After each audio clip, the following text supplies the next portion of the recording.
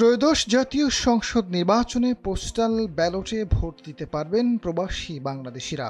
একই সঙ্গে নির্বাচনী কাজে যুক্ত কর্মকর্তা কর্মচারীদের মতো দেশের কারাগারগুলোতেও বন্দী ব্যক্তিরাও ভোট দিতে পারবেন। তফসিল ঘোষণার পর নির্বাচন কমিশন থেকে কারা কর্তৃপক্ষকে দেওয়া লিঙ্কে ভোট দিতে আগ্রহী বন্দীরা নিবন্ধন করতে পারবেন। তারা যে নির্বাচনী এলাকার ভোটার সে আসনে প্রার্থীকে ভোট দিতে পারবেন। নির্বাচন কমিশন, কারা অধিদপ্তর ও জেলা কারাগারগুলোর সূত্র বলছে, কারাগারে বন্দীরা ভোট দিতে পারলেও সেখানে নির্বাচনী প্রচারণা হবে না এবং প্রার্থীদের এজেন্টও থাকবে না। ভোট গ্রহণের পর বন্দীদের ব্যালট ডাক বিভাগের মাধ্যমে রিটার্নিং কর্মকর্তার কাছে পাঠানো হবে। এসব ভোট ফলাফলের সঙ্গে যোগ হবে। দেশের কারাগারগুলোতে সব মিলিয়ে প্রায় ৭৭,০০০ হাজতি ও কয়েদি রয়েছে। নির্বাচন কমিশনার ব্রিগেডিয়ার জেনারেল অবসরপ্রাপ্ত আবুল ফজল মোহাম্মদ সানাউল্লাহর সভাপতিত্বে ৪ ডিসেম্বর এ নিয়ে অনলাইনে কারা অধিদপ্তরের কর্মকর্তা ও জেলা কারাগারের কর্মকর্তাদের সঙ্গে মতবিনিময় সভা করেছে কমিশন। সভার সূত্রে জানা যায়, তফসিল ঘোষণার পর ইসি থেকে কারা কর্তৃপক্ষকে একটি লিঙ্ক দেওয়া হবে।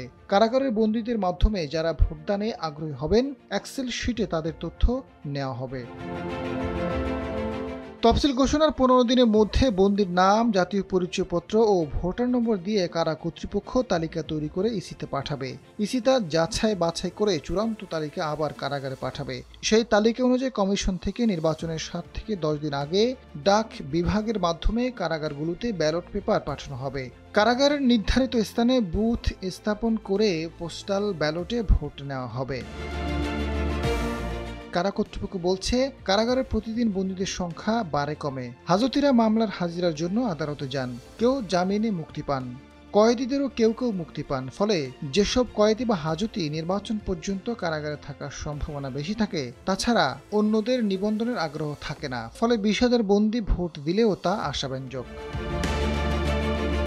কারা অধিদপ্তরের সহকারী মহাপরিচালক মোহাম্মদ জান্নাতুল ফরহাদ জানান, কারাগারে থাকা আগ্রহী বন্দীরা নিবন্ধন করে ভোট দিতে পারবেন। তারা যে এলাকার ভোটার সে আসনে প্রার্থীকে ভোট দিতে পারবেন। তবে কেউ কারাগারে নিবন্ধন করার পর মুক্তি পেলে বাইরে গেলে ভোট দিতে পারবেন না। আগের চেয়ে এবার ভোট দেওয়ার প্রবণতা বাড়তে পারে বলে আশা করা যায়। আজাদ ফারুক, সময়ের আলো।